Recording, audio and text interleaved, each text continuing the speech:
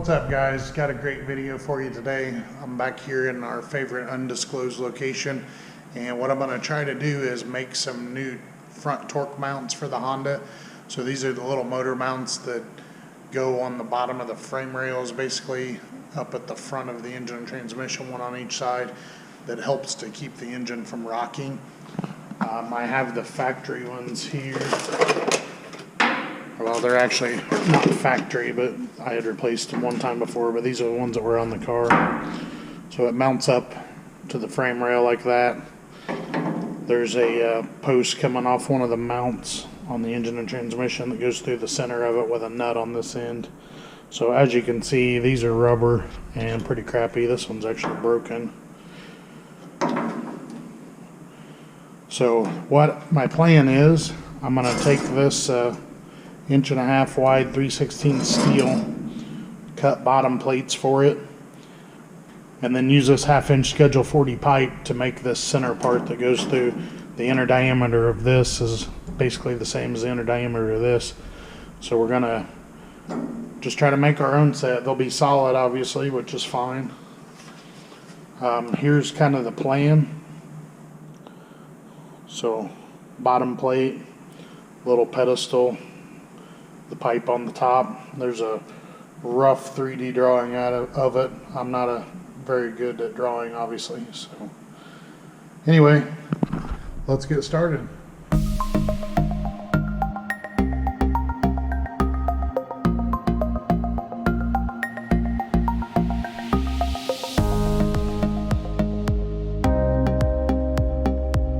Got all the raw pieces cut out, so that should be all the pieces that we need. I'm just going to get the ends of them cleaned up with the belt sander now and pop a couple holes in the bottom pieces, and we should be ready to start welding.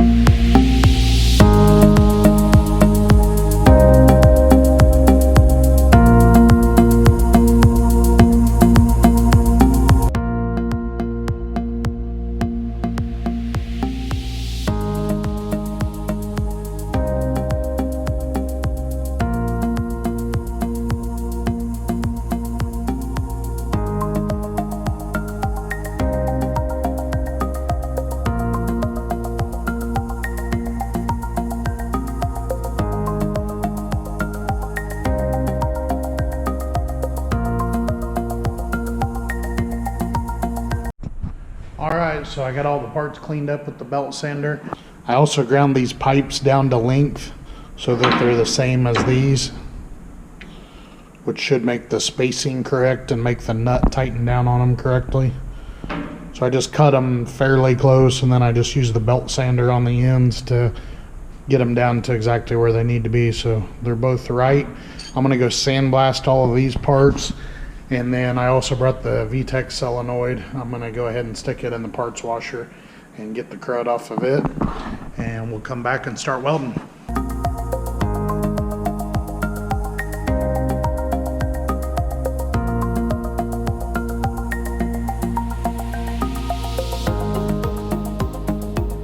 Alright, I got it set up using a magnetic corner to hold it in place. I'm going to go ahead and tack this.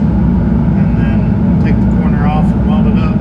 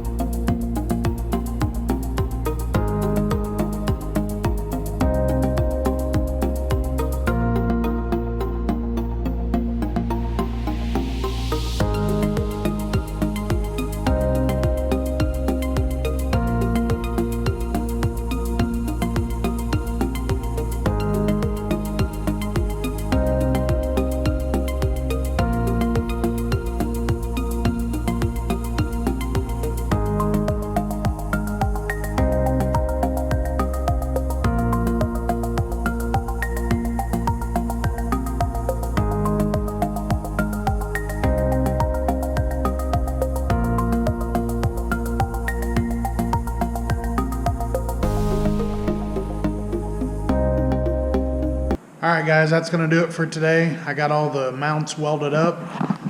You can see them here. Definitely not the best welding I've ever done. I really need to get my own welder and get a lot more practice, because it's just something you need to do frequently to stay good at it. But they will definitely hold. They'll definitely do the job, but they're just not as pretty as I hope they'd be. So I did go ahead and sandblast them again when I was done. I'm going to put a coat of paint on them, and we'll bolt them onto the car in one of the next videos. Alright guys, so I got these motor mounts back in the shop. Got them hanging up from wires, cleaned up, ready to go. I sandblasted them, as you saw before I left the other place. Welds don't look great, but they're not too bad. So what I'm going to be doing tonight is taking our VHT Red Wrinkle Plus paint and painting these things. I really bought this stuff for the valve cover, but I thought it'd be a good opportunity for me to get some experience with it, and it would look good if I went ahead and did these with it as well. I'm gonna spray them down with this, get a good thick coat on it, and then I have my heat gun ready. We can use the heat gun, and that makes the wrinkle stand up on it. So once I get that done, well, these things will be all done, ready to go. I'm hoping either tomorrow or the next day that I'll have a chance to start really making some progress on putting this Honda back together. We have actually sold this place, and we're going to be moving soon. Unfortunately, the place where we're moving does not have a shop at all. There's an old barn, but nothing weather tight, no kind of shop. The good news with that is that eventually, within the next couple of years, I'm going to be able to build a big, nice shop like I really want, with lifts and equipment and everything. So bear with us through that. But for now, let's get these brackets painted.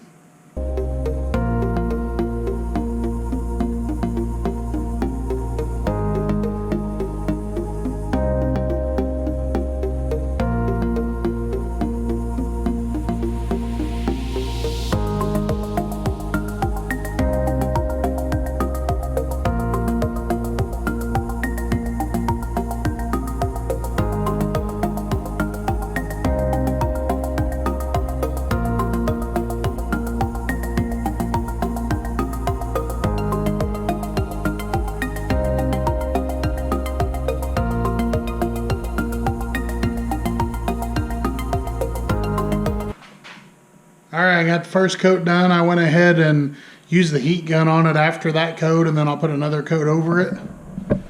You can see there's a little bit of that texture to it.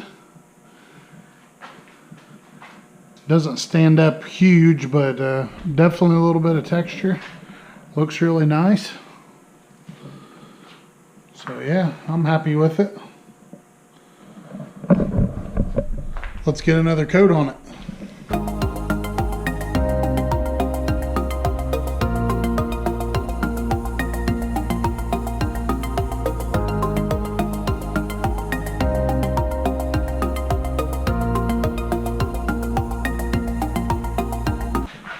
Alright guys, that should do it. I got the second coat on. I'm just going to stop there at 2. I want to make sure I have plenty of paint left for my valve cover. So I went ahead and just put 2 on. You're not going to be able to really see these things after I put them on anyway. You can definitely tell a difference, which like I said, I'm using this to learn as well. You can definitely tell a difference between the two. So this one I sprayed a lot heavier. It had a lot thicker coat on it. And you can see that wrinkles popped up a lot more. It has a lot more texture to it. Whereas this one didn't get quite as much paint on it. I mean, it's covered good, but it just wasn't caked on as thick. And the wrinkle didn't pop up nearly as much on that one. So I'll know now when I do the valve cover that I want to try to cake the paint on pretty thick and get that wrinkle to pop up. That's the whole point of using the paint. If not, I'd just use regular paint. That's going to do it for this video. I appreciate you watching. I appreciate everyone that's liked and subscribed. Please drop us a comment. Let us know what you like. Let us know what you'd like to see. I'd really, really appreciate it if you would subscribe. That's going to do it for this one. Thanks for watching. We'll see you on the next one.